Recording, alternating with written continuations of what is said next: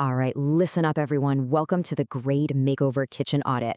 I am your master auditor, and today we are walking directly into the fire. We are diving into a notoriously mishandled section of the Cambridge AS and A-level Mathematics 9709 syllabus. Specifically, we're tearing apart Section 1.8, Integration, and we are putting the absolute spotlight on the constant of integration. Now, I know what you're thinking. You're thinking, come on, it's just plus C. It's the easiest part of the syllabus. Well, let me tell you, it seems straightforward on the surface. But when I review the examiner reports, candidates are consistently, painfully dropping vital marks right here on the pass line. It is a bloodbath of lost points. We're going to examine exactly why that happens, what the examiners are actually looking for when they review your plate, and how to turn basic, raw algebraic steps into high-tier, fully justified, Michelin star mathematical arguments. Grab your digital pens because we are completely rebuilding your exam technique from the ground up. Look at this quote on the screen. A senior examiner once issued this incredibly strict warning, and I need you to burn this into your memory. The difference between a B and an A star in mathematics often comes down to how well you understand 1.8 integration, constant of integration. I need you to really feel the intense urgency of this statement right now. This single mathematical ingredient is literally what separates passing plates from Michelin star A star scores. The constant of integration, that little plus C, is not just some afterthought. It's not a mechanical habit you just tack onto the end of an equation because your teacher told you to. It represents your fundamental, rock-solid understanding of initial conditions. It proves to the examiner that you don't just know the robotic, mindless steps of reversing differentiation, but that you actually grasp the geometric context of the specific curve you are trying to find. This single letter is the ultimate test of your mathematical awareness. If you mess this up, the whole dish is ruined. So, to ensure your responses meet the absolute highest standards, here is the rigorous, time-blocked structural blueprint for our grade makeover today. This is exactly how we are going to rebuild your technique. First, we are looking at the raw ingredients. Second, we are putting on our critic hats and inspecting sour responses. And finally, we are going to teach you the 5-star strategy. You'll know exactly how to execute every single time you step into that exam hall. Let's step right into the prep station. Section 1, the raw ingredients. We are analyzing the foundational theories and the core cognitive domains demanded by the Cambridge syllabus. Okay, what's absolutely fascinating here is the precise terminology the syllabus uses to describe this single mathematical ingredient. True mastery of the constant of integration requires a connected, conceptual understanding transferable to unfamiliar contexts and cross-topic areas. Think about that culinary phrasing for a second. It is not just about memorizing the power rule and calling it a day. It is about deep causal relationships. When a high tariff question gives you a rate of change, like, say, the gradient of a curve, and asks for the equation of the curve itself, it is testing if you know that an infinite family of curves share that exact same gradient. The plus C, that is the specific seasoning that isolates the one single curve passing through a given coordinate point. Referencing these cross-topic connections, like effortlessly linking integration to coordinate geometry or kinematics, is exactly what pushes a standard paper into the elite top tier. Precise definitions are your raw ingredients. To properly cook these ingredients, we have to look at how examiners test 3 completely distinct cognitive domains: knowledge, application, and analysis. Imagine these as your prepping, cooking, and plating stages.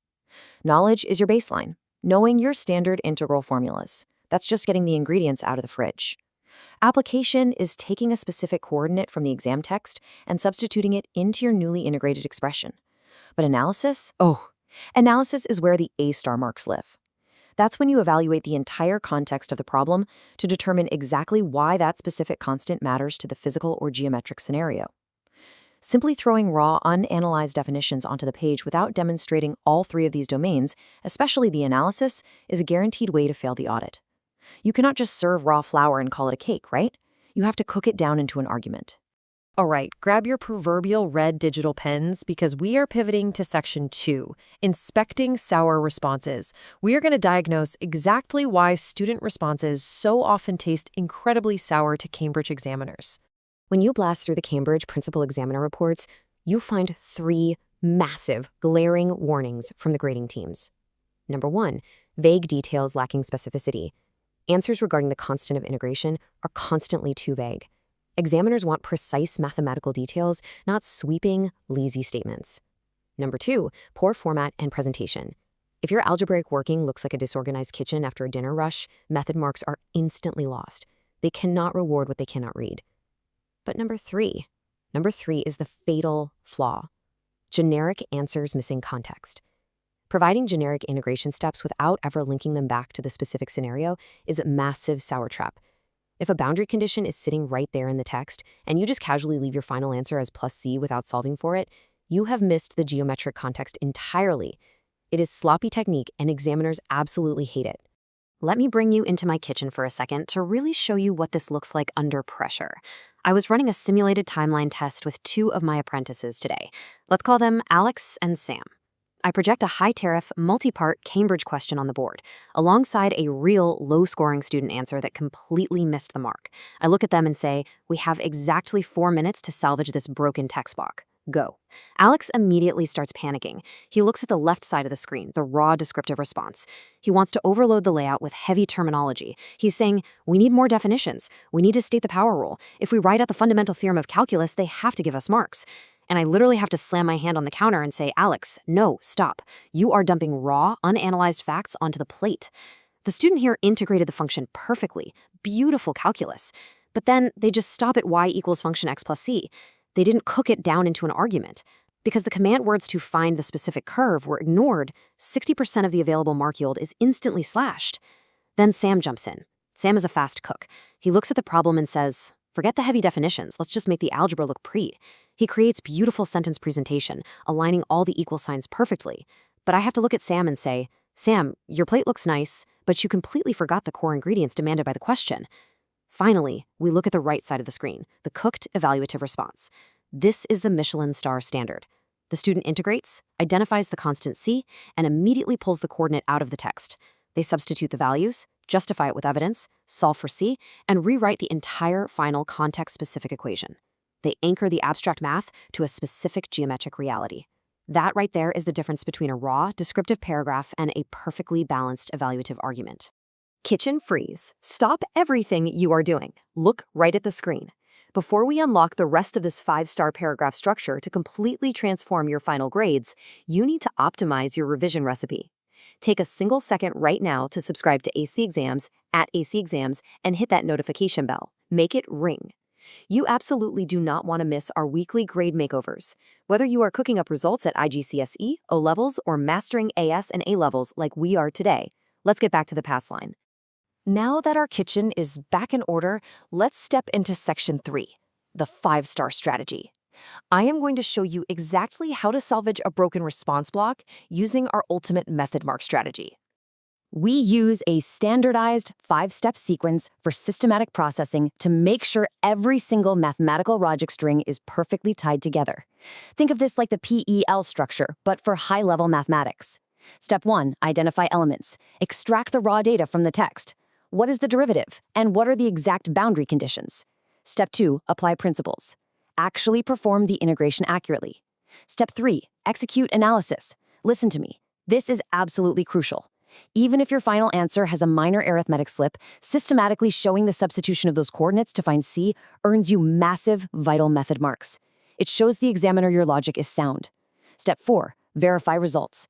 Take a step back and ask, does this final equation logically fit the parameters of the physical question? And step 5, present format. You must present the final plate so logically that the examiner can effortlessly follow your proof from start to absolute finish, without guessing what you did. Let's audit the visual plating of your equations, because strict formatting conventions and clear annotations are simply non-negotiable if you want to cross the final pass line. Proper headings ensure the examiner knows exactly what you are finding. Label your steps. Correct terminology, like explicitly stating integrating with respect to X, demonstrates intense academic rigor. Appropriate formats, such as vertically aligning your equal signs and structuring your fractions clearly, keep the algebra flowing logically down the page. And clear annotation, literally writing out substituting point A to find C, builds a direct, undeniable analytical logic string. Visual formatting isn't just about neatness, it's about making your mathematical reasoning completely 100% transparent to the critic grading your paper. I know under severe exam timeline conditions, recalling all these requirements can be incredibly tough, so I am unveiling this custom recipe accelerator for you. Think of this memory hack acronym as your ultimate checklist, FACTS. Formats, annotation, context, terminology, systematic processing. F, formats. Is the working visually organized on the page? A, annotation. Are your steps clearly labeled for the examiner? C, context. Did you solve for C using the specific scenario provided? T. Terminology. Is your mathematical language precise and accurate? S. Systematic processing. Is the logical sequence flowing step by step? Running your final algebraic answers through this rapid-fire FACTS check ensures that absolutely nothing is left generic, and every single data interpretation demand is perfectly met before you move on. I am handing control over to you right now for a live compliance audit challenge. Let's call it the visual ingredient scan. Imagine a complex kinematics graph or a completely unfamiliar contextual curve problem is sitting right in front of you. A 60-second visual countdown timer is running in your head. How quickly can you extract relationships and draw evidence-based conclusions from that unfamiliar context? When you see a rate of change, like dv over dt, do you immediately instinctively know you need to integrate to find velocity? And more importantly, do your eyes immediately scan the surrounding text for the initial conditions needed to find the constant of integration? Top-scoring candidates do not freeze up at unfamiliar scenarios. They push through. They demonstrate evaluative thinking by constantly questioning assumptions, looking at different perspectives, and immediately extracting the exact coordinates they need to solve the puzzle. You have to train your eyes to scan for the ingredients that matter. Occasionally, the Cambridge syllabus pushes you even further into higher-order evaluative thinking. Sometimes they want you to look at a flawed, medium-tier sample student response and spot the poison of sentence. Or they ask you to evaluate two entirely different mathematical models. When that happens, there are strict comparative analysis rules you must execute. First, you must identify both similarities and differences. Second, you must use clear comparative connectives like whereas, conversely, or in contrast to link your thoughts.